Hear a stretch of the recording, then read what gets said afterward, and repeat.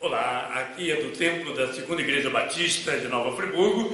Eu sou o Nilson Godoy e, em virtude de estarmos nesse tempo espalhados pela cidade, por não podermos estar juntos no templo, eu estarei transmitindo para você parte do culto, a Palavra de Deus, e o meu desejo é que você seja alcançado com esta reflexão do que Deus tem para falar ao seu coração.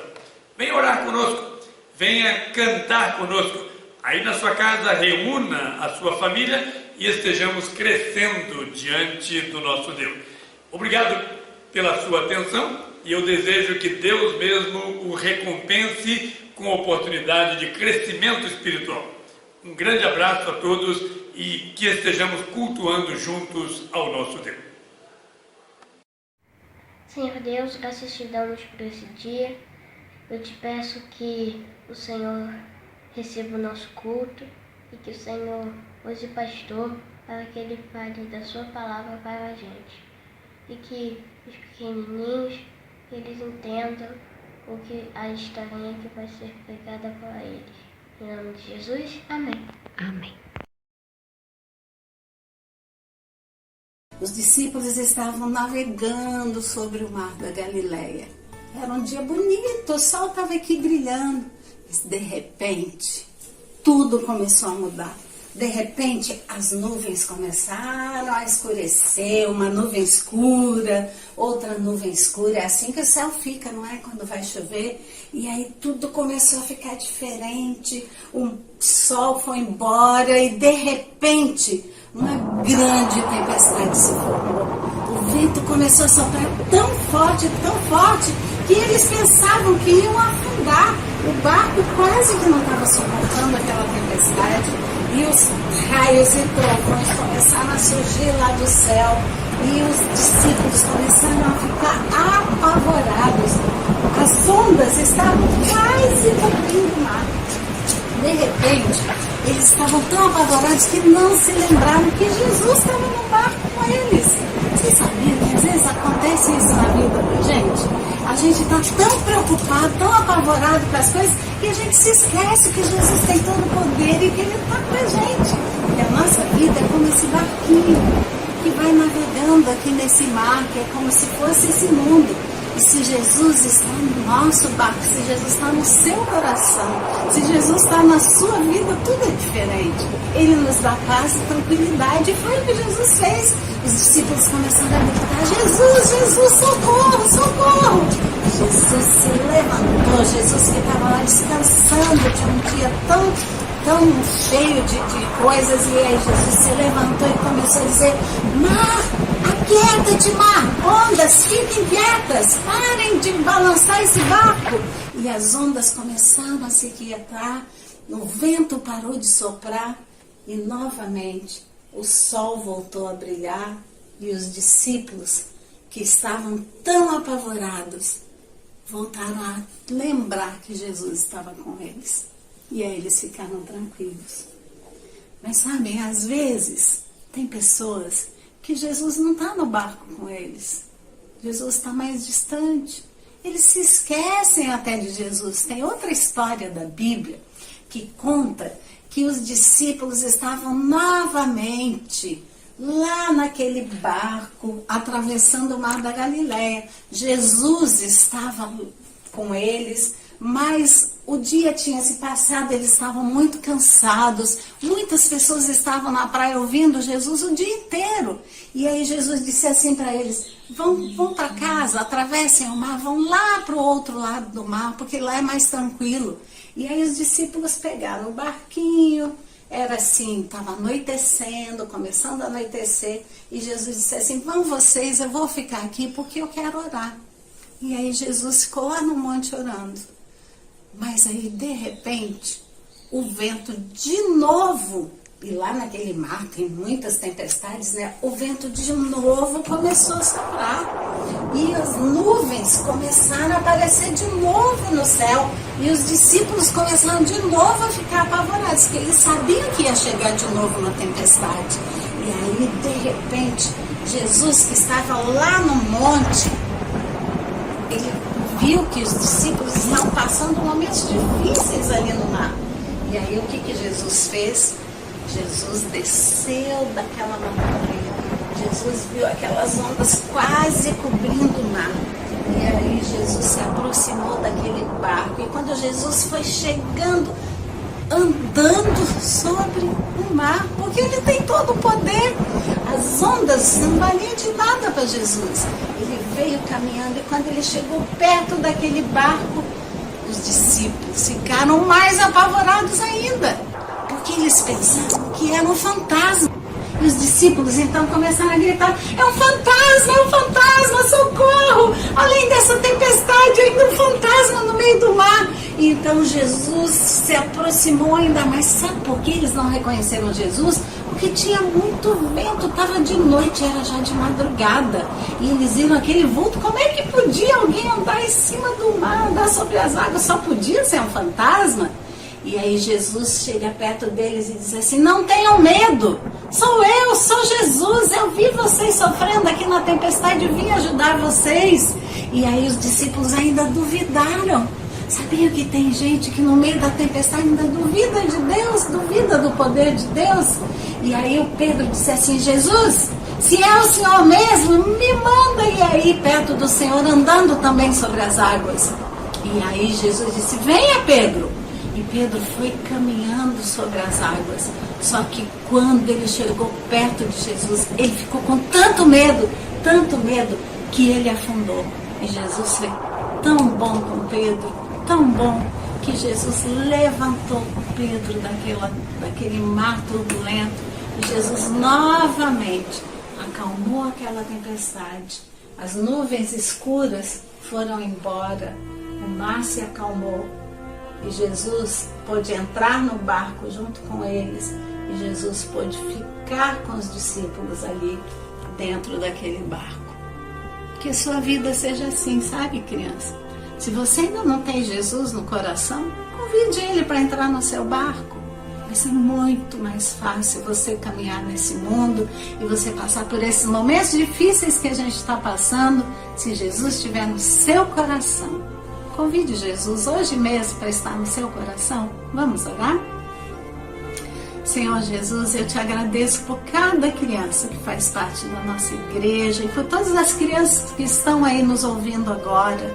E eu te peço, Senhor, que no coraçãozinho de cada uma delas haja paz e tranquilidade, por saberem que o Senhor está lá, o Senhor está nos seus corações e o Senhor vai acalmar qualquer tempestade que vier. Abençoa, Senhor, as nossas crianças, livra-os de todo o mal, abençoa os seus pais e que esse vírus, Senhor, passe bem longe da casa deles e da vida deles. Em nome de Jesus. Amém. Deus abençoe vocês. Nós vamos cantar agora juntos. Eu quero que você cante aí na sua casa. Eu sei que vocês conhecem essa música que nós vamos cantar agora. Chama o papai, a mamãe, o tio, a vovó, quem estiver na sua casa, cante junto conosco essa música.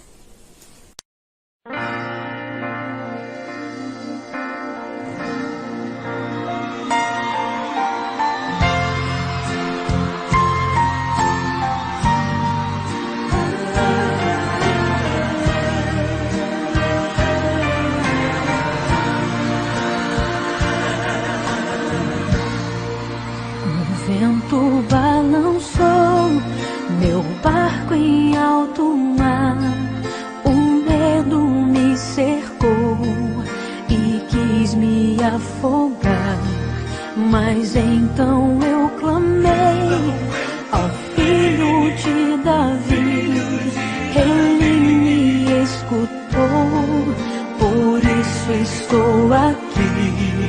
O vento ele acalmou, o medo repreendeu, quando ele ordenou, o mar obedeceu. Não temo mais o mar, pois firme está minha fé, no meu barquinho está Jesus de Nazaré. Se o medo me cercar,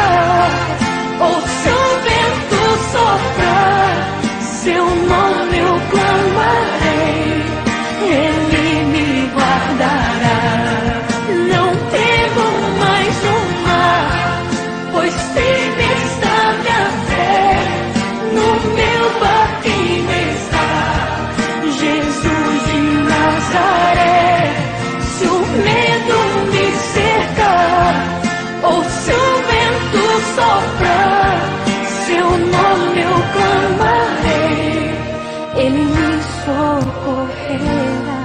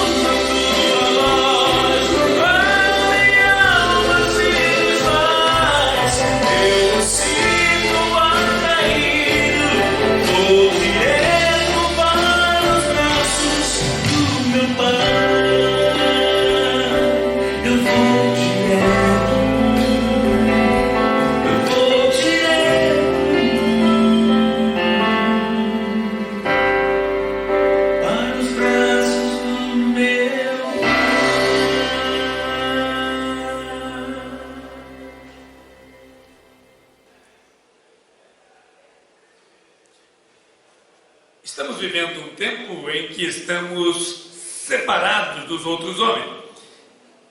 Mas o pior é que alguém pode estar separado de Deus. E eu quero refletir com você nesta ocasião sobre a necessidade de atendermos as autoridades e estarmos cuidando da nossa saúde, evitando aglomerações, mas atender também a ordem de Deus e estarmos perto dele, junto a ele. O texto que quero ler é de Isaías, capítulo 59.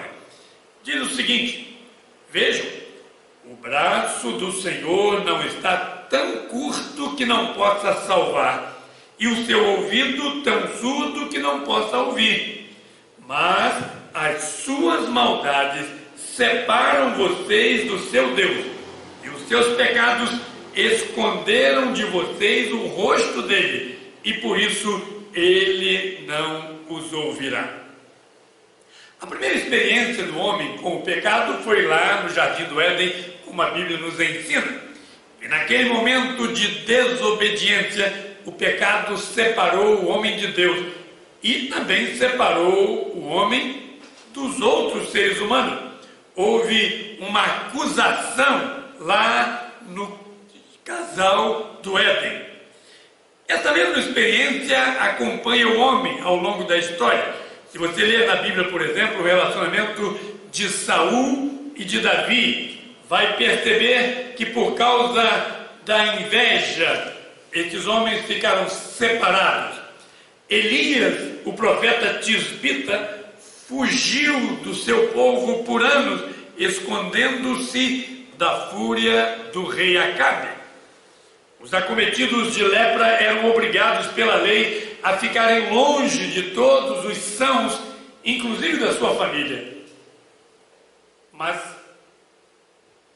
assim como o homem se afasta dos outros homens, e olha que não é só pelo coronavírus, o homem também tem uma história de estar afastado de Deus. Como é terrível viver isolado de Deus. Quero destacar nesse texto, amados, que nós precisamos de estar com Deus. Precisamos da salvação de Deus e Ele quer salvar. Que salvação é esta? O mundo todo hoje está à procura de um Salvador. Quem poderá nos salvar? A ideia da salvação está relacionada à gravidade ou à dimensão da nossa perdição. E o que está incomodando mais nesse tempo a alguns é que gostariam de um Salvador para a economia, de um Salvador que trouxesse solução para as questões da saúde, um Salvador que fosse o governo, um Salvador que resolvesse a questão da locomoção, do transporte, da comunicação, da relação entre países, do abastecimento. Que tipo de salvação você está esperando? Meus amados, o povo de Israel estava vivendo uma circunstância por causa da história que eles haviam experimentado. O rei Manassés era o rei daquele momento. E Deus havia dito que o pecado daquele povo o levaria ao exílio. Manassés conduziu a sociedade judia a um padrão moral aterrador. E por causa disso, o rei da Síria estava conquistando Israel e Judá. O jugo da Síria estava pesado. Deus havia prometido que livraria sempre, desde que houvesse correspondência da parte dos israelitas. Há um livro chamado Luz do Passado Remoto. Ele fala sobre a Síria e diz que ela era implacável máquina de guerra, cuja intimidação proposital era o terror dos seus inimigos. O rei Assurnazipal II da Síria assim se vangloriou: construí um pilar em frente do portão de sua cidade e esfolei todos os chefes que se haviam revoltado e recobri o pilar com a pele desse chefe. No ano 740 a.C., a Síria conquistou Samaria, a capital do reino de Israel, ao norte, e levou o povo ao exílio. 8 anos depois, a Síria invadiu Judá. E a pergunta é: onde estava Deus, o Salvador? Algumas décadas antes desse episódio com a Síria, Josafá, o rei de Judá, e os amonitas se juntaram com os moabitas, com os meunitas, e vieram para destruir Josafá e Judá. Era um exército numerosíssimo contra Judá.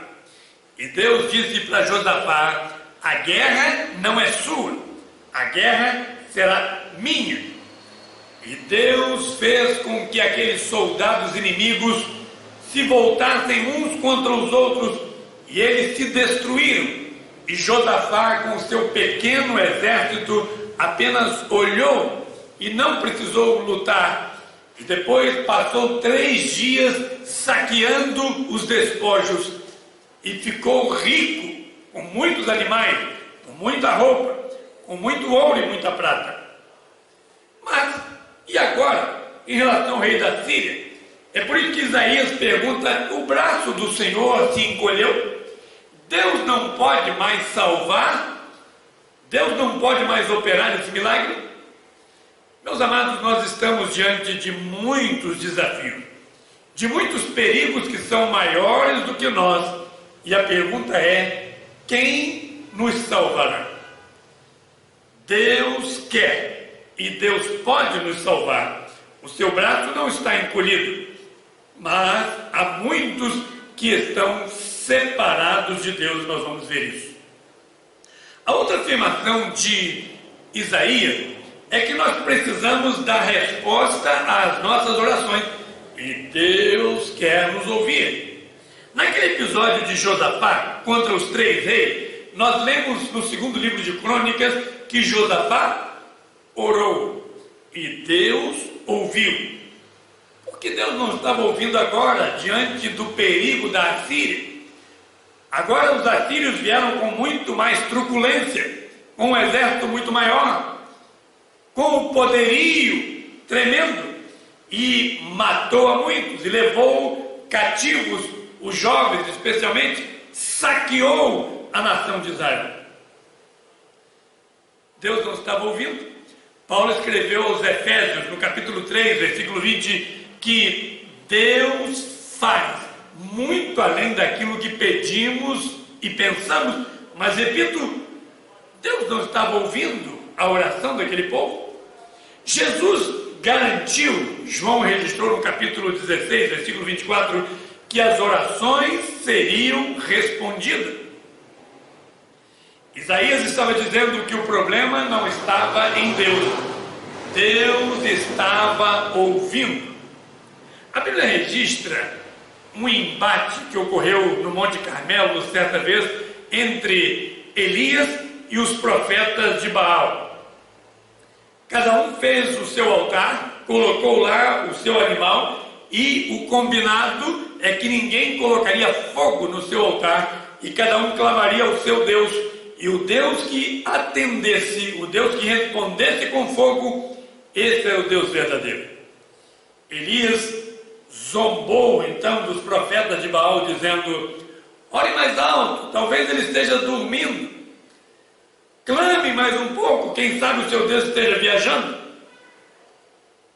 Meus amados, Deus quer e pode ouvir a nossa oração. Por isso o salmista orou no Salmo 25, versículo 16: volta-te para mim e tem misericórdia de mim, pois estou só e aflito. Mas existe um mas aqui nesse texto que nós lemos, Isaías 59, no versículo 2: mas entre nós e Deus não pode haver a barreira que estava havendo naquele povo de Israel, que é a barreira da iniquidade. Diz o texto: mas as vossas iniquidades fazem separação entre vós e o vosso Deus. No episódio de Josafá, que falamos agora há pouco, o rei convocou Israel para um jejum, para um momento de orações, para um momento de arrependimento, para a atitude de volta para Deus. E Deus ouviu a oração daquele povo que estava em perigo. Vejamos no capítulo 59 de Isaías, o que Deus está falando aqui que impedia a sua ação, o que estava entre Israel e Deus. Versículo 2 fala que existia pecado.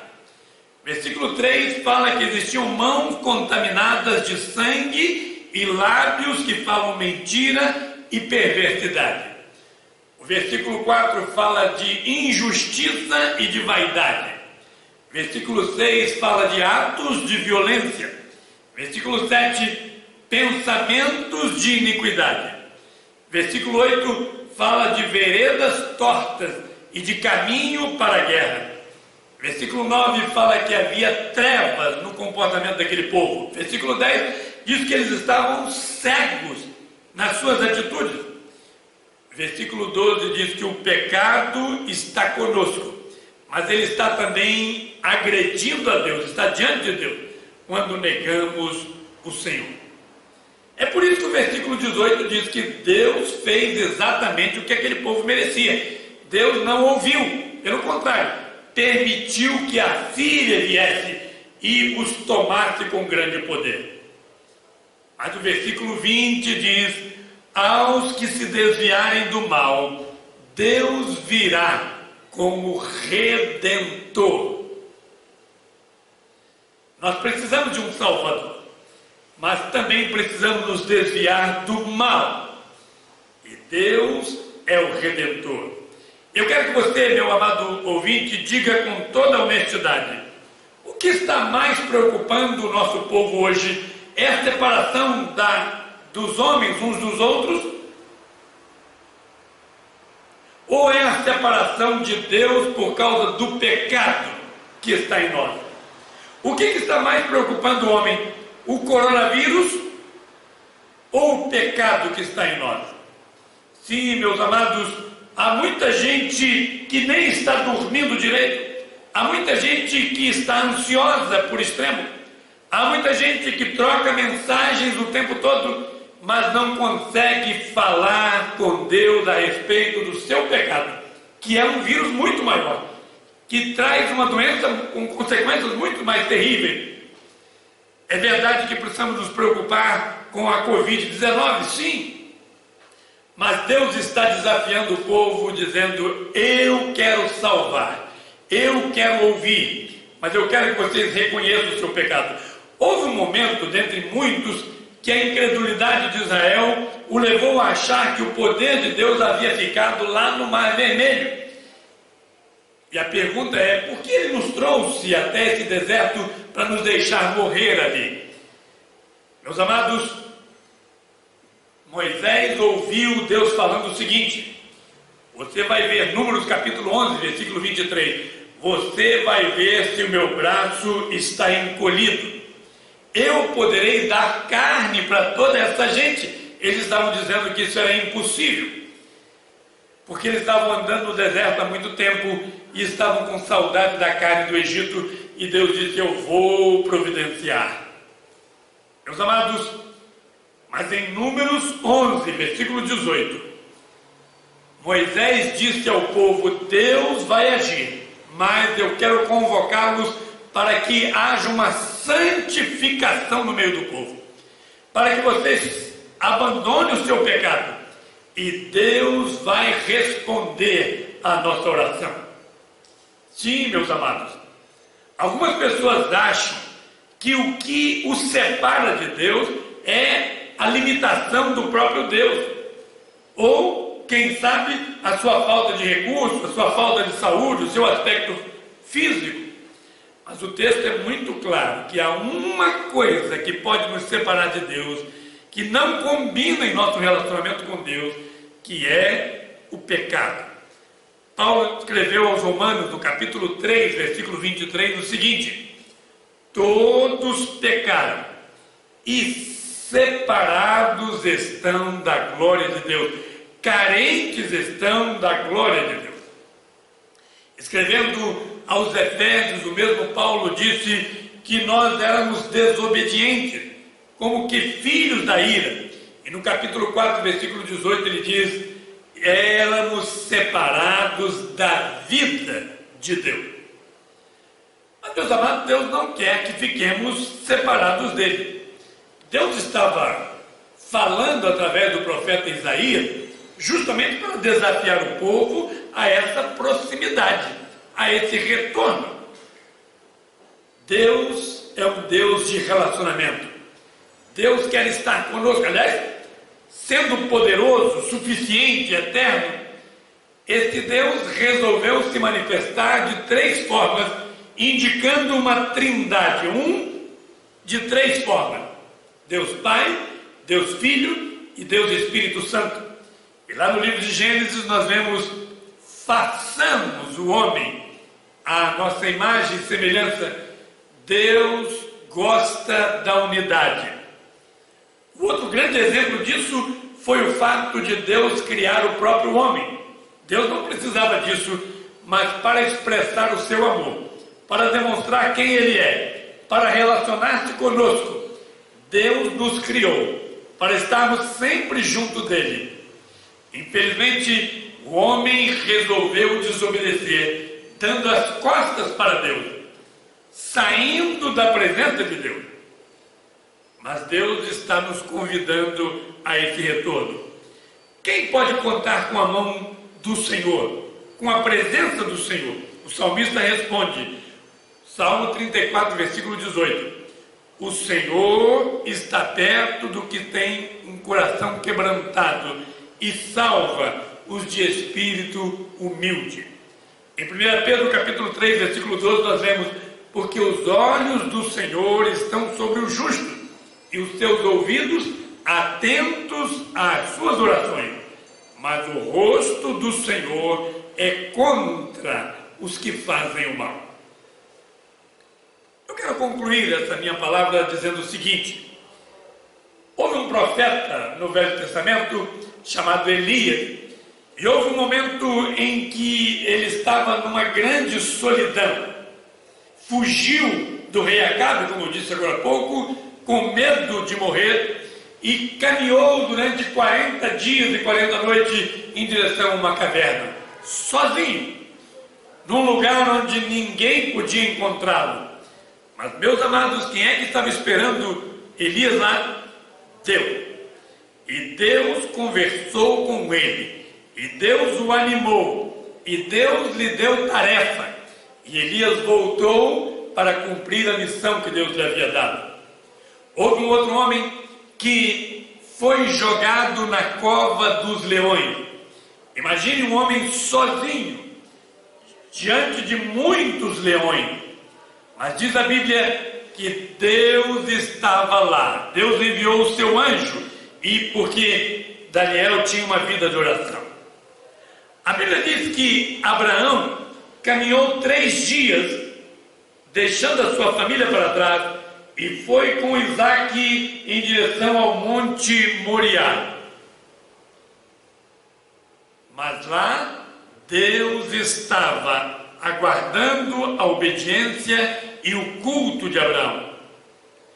Houve um momento na vida de Josué em que ele parecia estar sozinho no meio de uma grande multidão. E ele estava com medo.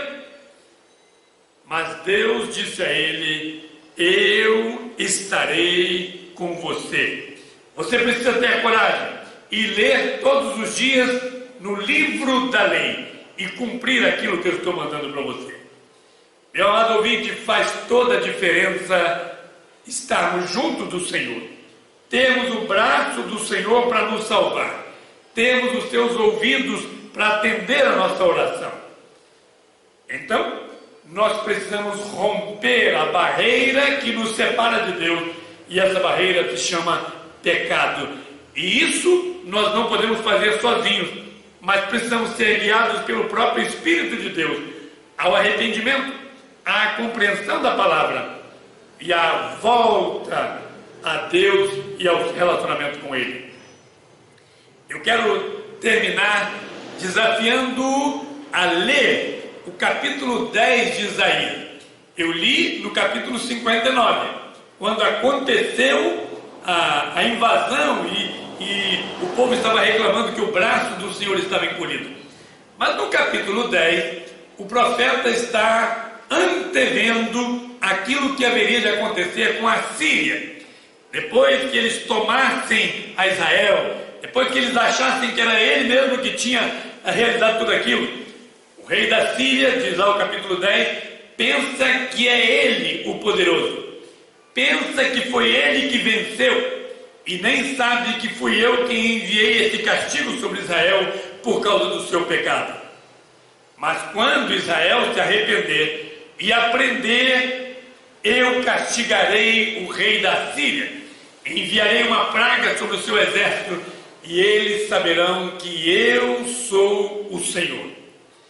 Deus não dorme, Deus está agindo em todo o tempo. Ele é Deus de graça, Deus de poder, Deus de vitória. E Ele enviou Jesus Cristo com grande amor para morrer pelos nossos pecados. Deus está governando toda a história, mesmo quando o homem produz com a sua atitude, com o desleixo com a natureza, produz vírus, produz enfermidade, produz maus governos.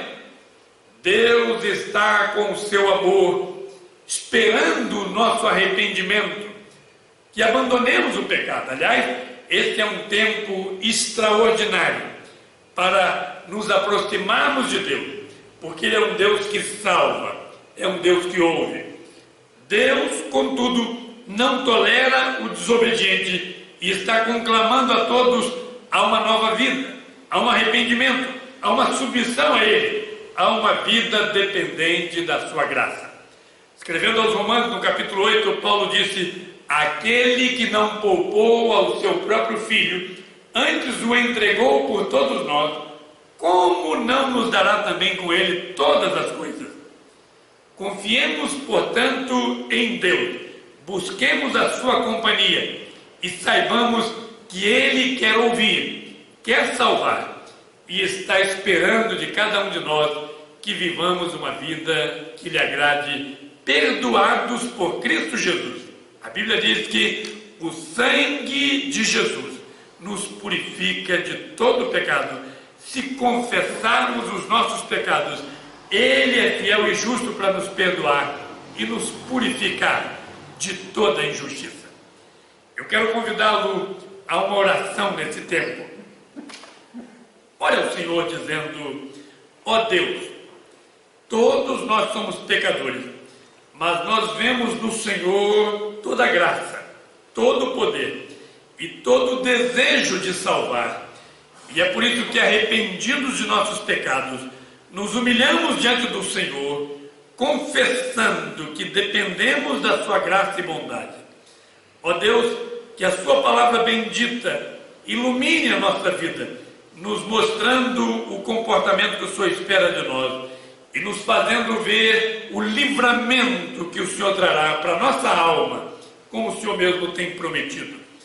Abençoa, Deus, os nossos ouvintes, abençoa toda a sua família, e que sejamos despertados nesse tempo para fugirmos do pecado que tão de perto nos rodeia.